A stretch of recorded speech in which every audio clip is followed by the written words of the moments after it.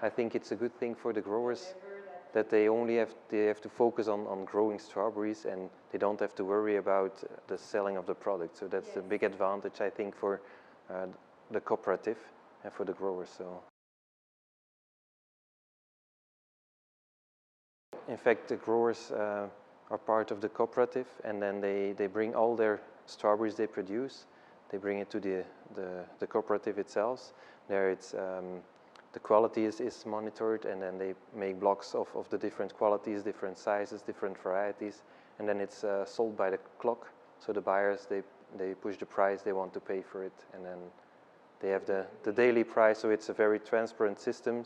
All growers at the same price for the same quality.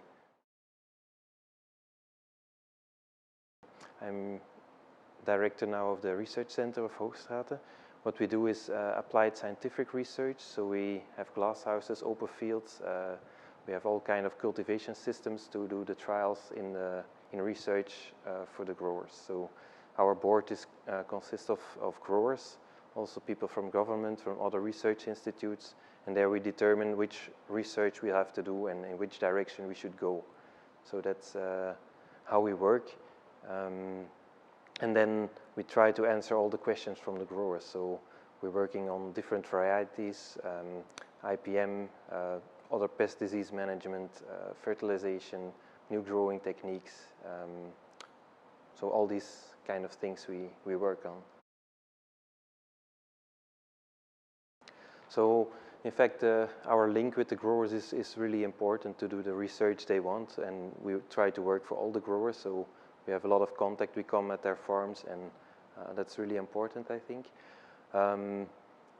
So the first thing what we do is to spread the results by articles, by newsletters. We do information evenings that we invite them to show them the newest results. Next to that, we have a consultancy service, so there's contractual advice that the farmers can get. And also that's a good way to spread our results to the growers. And, yeah.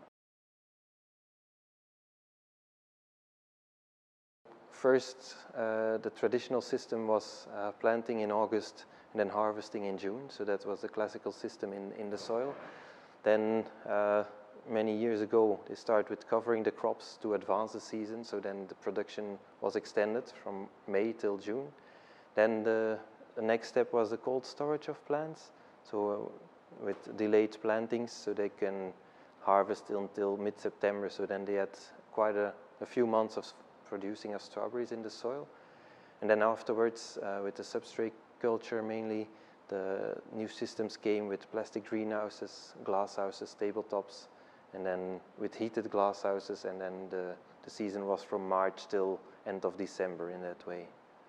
And the last few years, growers started, after they've seen some of our results with assimilation lighting, that there's also a possibility to advance the season or to produce really in winter. So nowadays they produce year-round, a few growers. So the pioneers, they invested already in assimilation lighting.